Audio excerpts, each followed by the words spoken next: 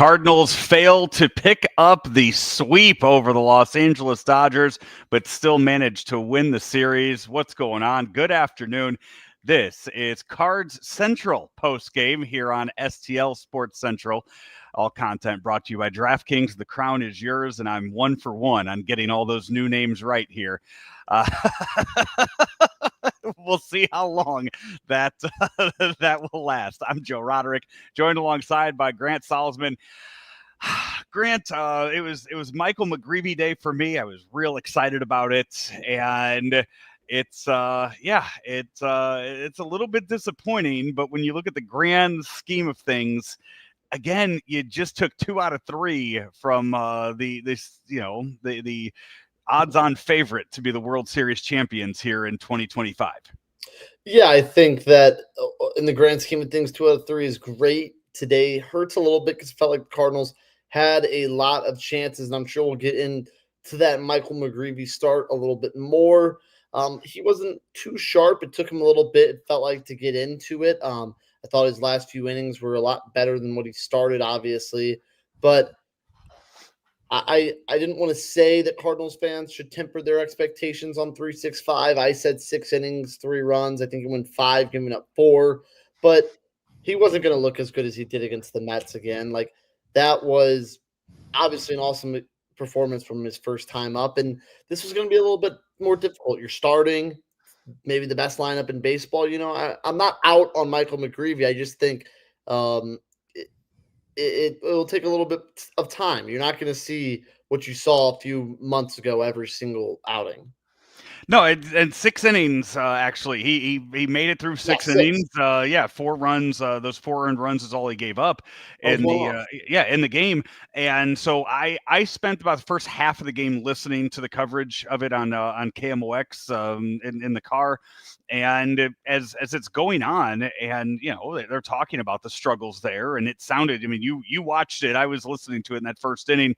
Shohei with the leadoff double, and then back-to-back lineouts with Mookie Betts, and then a lineout with Freddie Freeman. So it sounded like they were hitting him really, really hard at the start of it. Yeah, this comment from Taylor Garrison, especially the first half of it, we'll get into Matt Swanson a little bit later. But, yeah, I mean, he got out of some damage, probably got some lucky some luck in there with how hard the balls were putting in play, the expected batting average on some of those. Got lucky, got out of the first, but yeah, he just didn't have a lot of control. Couldn't keep the ball down really the first 2 innings, and then once he hit his groove, 4 innings, giving up 1 run. There was a triple there that Jordan Walker out there might be able to keep 1 more run off. Burleson was pretty slow out in right field, but yeah, I think just that he didn't have control, whether that's nerves, whether that's not starting at the big league level for so long. Like, it could be a different variation of things, but that was just some rookie nerves. I think he just couldn't keep the ball down in the first and second inning, and it happens, and it's okay. In the grand scheme of things, like we've said, 4 runs, 6 innings against this lineup of the Dodgers, it kept the Cardinals in the game, and they had some chances in the 7th and 8th to strike, and it just didn't happen. Yeah, he gave that big 3 spot in the second inning, and to be able to go out there and continue to fight. And I think it was around then. I think it was around the 3rd inning. Maybe it was when he gave up that 4th run in the 4th inning. Yeah. It was Ricky Horton that was talking about it, and he said, "Hey, you know what? He's going to keep going out there. You get a few more outs, and by the time you look at this, like right now, 3 runs in the second inning doesn't look good, but." Overall, when when the job is done and you see, all right, he battled through, he labored through 6 innings, and he only gave up 4. You lose the game, you win the series. You have the Blue Jays coming up next, and going into that Blue Jays series, you should have a healthy bullpen ready to go because he got you through 6. And we always talk about that A bullpen, that B, and that B bullpen. And, when guys aren't available, or what you're going to go to when you're down in a game. And yes, when the Cardinals went to that bullpen in the 6th inning, at the time, when it was after 6, it was 4-2. Yeah. I get it. If you want to keep you want to keep them at bay. You want to keep them there at the 4 runs and keep it there. But you cannot throw Kyle Leahy, Phil Maton, Ryan Helsley every single day. You do have to go with those bullpen arms that are going to pitch in a game where, maybe runs are going to be hard to come by. Maybe you're happy with the 2 wins that you already got, and you say, all right, this is where we go with John King and Matt Swanson Yeah. at the end of this game. And that's how baseball goes sometimes. You when you're down, you're not going to go out there and throw your best 3 relievers in a game. Yeah, I agree. I have no issue with the people that were put out there. It's unfortunate too because the Cardinals had their chances, I believe, in that 7th to Nootbaar almost draws a walk. It gets called right on the corner, strike 2. Then he gets out. Mason Wynn lines out the 3rd. They end up pulling a run across. This is the 8th actually with Brendan Donovan. He scores after the Wilson Contreras RBI, and they're just so close to getting back in this game. Pardon me, I was right. It was the bottom of the 7th. The Contreras hit. He's fired up. You think just that one hit away from then maybe you do throw Leahy in the 8th if you get that one more hit to tie things up. And just they had a lot of chances. It's kind of was the inverse of the last 2 games against the Dodgers. The Cardinals were the ones that were not capitalizing on their chances with runners in scoring position. And exactly, Cardinals had a lot of chances to get more runs. They left 9 on from Justin Hutchins. That's exactly what happened. No, you're absolutely right. By the way, this Card Central post game here on STL Sports Central brought to you by Hot Shots. All the games, St. Louis is home for all the games, all the time since 1990. Find yours at hotshotsnet.com. Joe Roderick and Grant Salzman here with you as you kind of look at, I guess we're talking pitching. Let's stick with the bullpen and let's just talk about what they had tonight. Matt Swanson, when you look at the final line on him today, wasn't good. No. Wasn't great. And it's, I think it's probably a fair assessment to think that maybe he is going to be finding his way out of the bullpen here soon. I saw a comment up here earlier. Bill Downtown said you need to find a space for Granello. I think I don't know how. I know Cardinal fans are really keen on everything going on down in Memphis. I know they keep a close eye on everything going down there, but I do wonder how many people Bernie opened the eyes of this past week when he wrote his article on Granello and the numbers that he's putting up this season, where people now are talking about it a whole lot more, and the rumblings are starting to get louder and louder. I agree with that, but the thing about Swanson is, and I agree that his time may be coming to an end. He doesn't pitch in high leverage situations. He has only had 1, 2. This was the 3rd outing where he gave up 2 earned runs or more. Everything else is shut down. In about 14 appearances, he's given up runs in 3 of those. And all of his outings are in games that were 3, 4, 5 run games at that point. But he hasn't been that bad. I think a 3.95 ERA. It's been serviceable as your last arm out of the bullpen. It really has been. Yeah, and that's his role. That's his role on the team. Like I'd have to go back and look at pitch counts and see who threw how much the past 2 days for the Cardinals, and look at what the plan might have been if roles were reversed and they had the lead. But again, Swanson's only pitching if you're trailing. That's it's just plain and simple with that. It's his role. Everybody has a role on the team. So I'm looking here, and Justin chimes in saying the Cardinals need to do better in 15 of 30. That's 15 comeback wins. That's a lot. 15 comeback wins is a lot of wins. That is a lot of wins. Yeah, that's. They need to do better and come back from behind. They're 15 and 13. I don't really understand what that means. Yeah. By the way, when you're throwing it out there, like what you're talking about when it comes for maybe so what that stat is, but if you're saying they've come from behind 15 times, again, I mean, wins are wins at this point. You just keep tacking them on and staying in contention there. I couldn't believe that I was paying attention to a Padres Brewers score earlier today because I'm locked in on scoreboard watching. So Yeah. Sean chimes in that he just got home from the game. With that, I think I saw Randy post 42,000 at Busch today for the game. The pictures that I saw online and from what I saw on TV, it looked like an absolutely gorgeous day for a game today. So I'm really happy that 40,000 plus showed up to that. That's and awesome. So I'm really happy to see that the Cardinal fans showed up. And again, 2 wins out of this. This is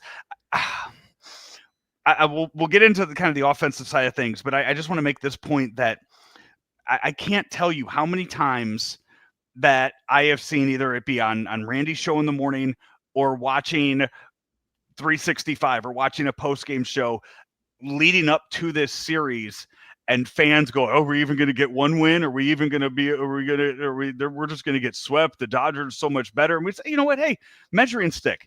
See how well you play again, and you just took 2 out of 3 from a team that right now, if I gave you $20 and I said, hey, go, jump on DraftKings in Illinois and bet on a future, give me a future bet on that. I guarantee you'd be throwing that on the Dodgers if you wanted to make that easy money. Yes, I mean, without a doubt, they're the best team in the MLB. I know they've struggled a little bit lately, but they still are the odds-on favorite to win the World Series. 2 of 3 is amazing, and the shameless plug was there. Of course, it feels like a good segue. I actually just jumped on my DraftKings app, which, by the way, I've used. I mean, DraftKings, yes, they sponsor all the content here on STL Sports Central. DraftKings, the crown is yours. I've been using DraftKings well before. Back when I was doing stuff with Claves Online, I was using DraftKings then too. It's just the easiest app to use, and if you use the DraftKings Pick 6 app, use STL Sports as the promo code on that. Before I get to the real live read for that, though, I do want to look at the futures right now of this and see just where they are. So right now, Dodgers are plus 280 to win the World Series. So $10 wins close to 30. Yes, on that. Cardinals, by the way, plus 6,000. Plus 6,000.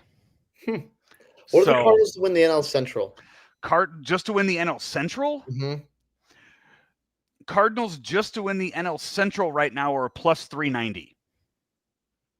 It's not that bad. Yeah.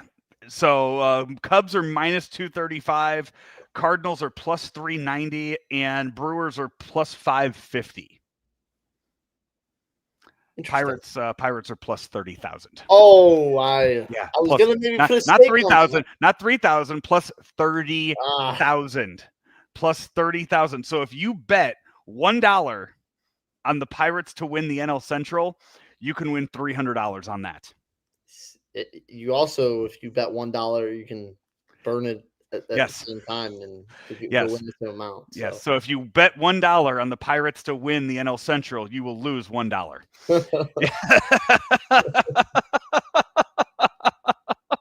And right now, this is the kind of stuff. These are the same people that are commenting, that were commenting going into this weekend, like, oh, they're not going to win a single game. They're going to get swept by them.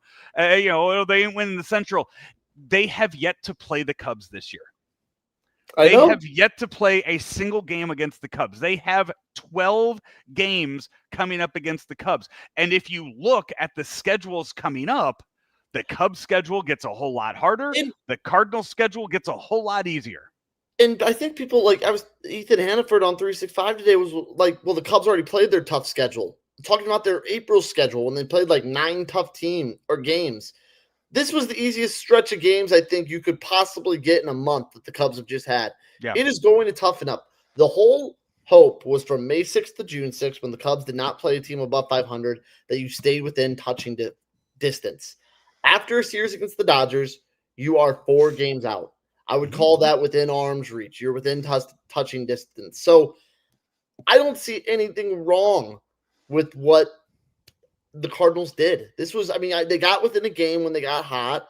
And then, the Cubs put 3 between them. But that's what happens when the Cubs are playing the Rockies. It feels like every single day, the Rockies and Reds. So you can't really be that upset about it. No, not at all. Hey, we are actually, all content is brought to you by DraftKings. The crown is yours with promo code STL Sports. STL Sports is what you want to remember, because if you use that code on the DraftKings Pick 6 app, which can be used in Missouri, use the DraftKings Pick 6 app now and use code STL Sports. That's code STL Sports. New customers get $5. When you play $5, you get $50 back in Pick 6 credits. Better payouts, bigger wins. Only with Pick 6 from DraftKings. The crown is yours. Gambling problem? Call 1-800-GAMBLER. Help is available for problem gambling. Call 888-789-7777 or visit ccpg.org in Connecticut. Must be 18 and over. Age and eligibility restrictions vary by jurisdiction. Pick 6 not available everywhere, including New York and Ontario. Void where prohibited. 1 per new customer. Bonus awarded as non-withdrawable Pick 6 credits that expire in 14 days. Limited time offer. See terms at pick6.draftkings.com/promos. A lot of people in there talking about the in the YouTube chat, and jump on in there too. The Cubs will swoon this June, calling it an Indiana football schedule. Good thing that the records matter, not I mean, we can look at the Mizzou first 4 weeks of their schedule too, and call it similar to that. Sore spot there for you? No, wins are wins. They have, they haven't played the Marlins, they haven't played the Rockies, the Cardinals haven't played either one of those. One series against the Reds. Yeah, 1 series against the Reds. Yeah. You get the White Sox coming up in a week. So again, the schedule will start to get easier. There were chances in the game today, and it sucks just because you're not going to come up with clutch hits 100% of the time. You're not. No, but having Brendan Donovan up in, what was it, the 6th inning, I think it was, with 2 on, 2 out, you get Donovan up there. Yeah. That's a spot where you're looking at, you're like, okay, he's already got 2 hits today and strikes out to Clayton Kershaw. Brendan Donovan, not the first lefty to strike out to Clayton Kershaw, not the first batter ever to strike out to Clayton Kershaw, won't be the last, and will be on a very long list of guys to do it when Clayton Kershaw gets inducted into Cooperstown here in about 6 or 7 years. So, and then the one that hurt then after that was in the bottom of the 7th inning when you get Herrera up there again, 5-3 game, 2 on, 2 out. You get Javon Herrera up there. I had it typed out. I was ready to fire off my tweet about Herrera being the best DH in the National League, and grounds out. And it's just like, damn, you're just, you want those special moments with those guys that you are trying to, you want them to be the face of this franchise and the face of this instant rebuild that we're seeing. And it just didn't happen today. It will happen. It has happened. It just didn't happen today. Yeah. And things like that too. You have first and second. Mason Wynn hits a double. Probably a majority of the team scores from first with everyone running on contact. Pedro Pajes doesn't. You have second and third. You don't drive in more. I think it was first and third, no outs. The Cardinals only got 1 run. Then in the 6th, Alec Burleson hit a sac fly. So it was just, they didn't quite have that blow up inning that they needed. They did what we know they can do: scrape across some runs, be gritty, stay in games. They needed that inning of 3-4, and they just didn't get it. No, they didn't. And again, it happens. It's fine. Yeah. And it feels a lot better to not get those when you win the first 2 games of the series. Yes. So when that happens and you look at it and you're like, sucks. You move on. Yeah, if they were getting swept today and this was their 3rd loss in a row, it's a different feeling. It's a different, this post game has a different vibe in that moment. Yeah, I agree with you. And I think it has a different vibe too. They could have lost this game 6-0, and we would be like, oh no, the offense didn't come to play when they were down 4-5-0. Instead, they fought. You get it to a 2-run game, you get in the game. And I think that is what this Cardinal team does and what makes them so much fun to watch. Yeah, and throwing it out there with you had 11 hits on the game today too. So you out hit them in the game. One walk for Valade. I believe that was the only walk. Was that the only walk on either side of the Cardinal reliefers came in and walked a couple. Swanson with 3 walks in the game today. Throwing this out, I do, we see McGreevy get called up today, and time will tell. I hope that we see McGreevy stay in the rotation and he is the 6-man rotation now. We saw Matt's used twice this weekend in relief and high leverage relief situations. Is Matt's now, is he firmly in the bullpen? Is he is he in the role that Matthew Libator was last year? Are we done with him being that 6th starter? Is that going to be the role for McGreevy? We'll find out. But as far as the bench construction, so you have Valade there now. You have Barrero, who got the start today in center, who has just been absolutely, completely forgotten about. Yeah. And I don't know if Ollie knew that he had him until today, because that's just has not been at all in there. And that's where I wondered some of the other construction of this roster and what it looks like, because you have Sajasi, who came up here and hit. And it's one of those where you kind of look at it all, and I know Jordan Walker's going on a rehab assignment, but kind of looking back on it, and the Valade just hasn't really done anything. I kind of, what could we have seen Sajasi get some reps at second and maybe Donovan in the outfield type of, would that have been better than having Valade here?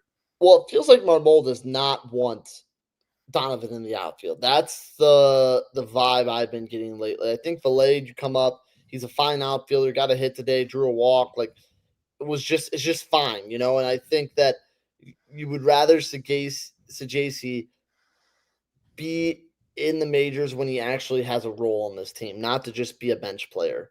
So even if it's more of a utility man, I think Barrero's still up here because he's so versatile. He can play the outfield, he can play I think basically every infield spot besides first base if you need him to. So I think that's why he gets the nod still on this team. But especially with how temporary Valade's spot on this roster will be, I don't think there was a point to call Sajasi up.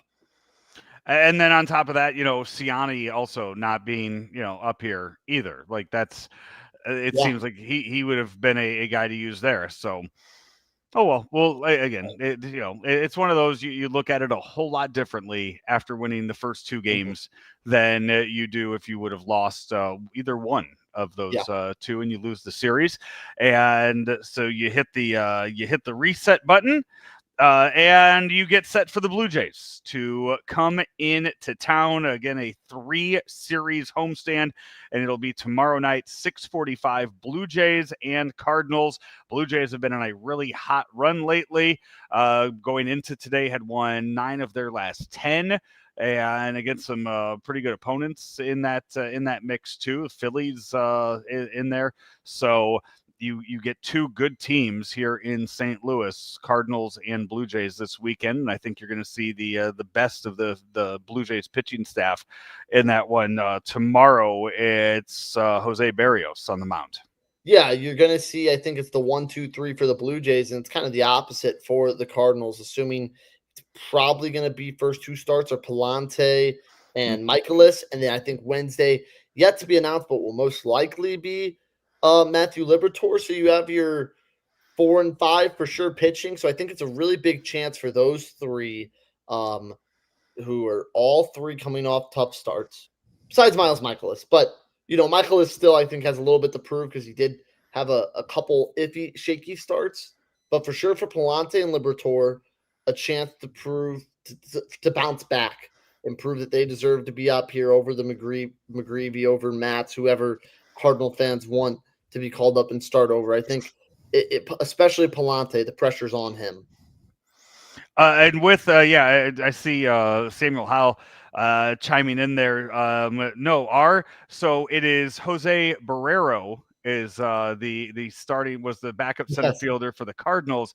Jose Barrios is the pitcher. Yeah, so I think with Barrero starting today, I don't think we're going to get to see Jose Barrios against Jose Barrero in the the game tomorrow night. I don't think he's getting 2 starts in a row.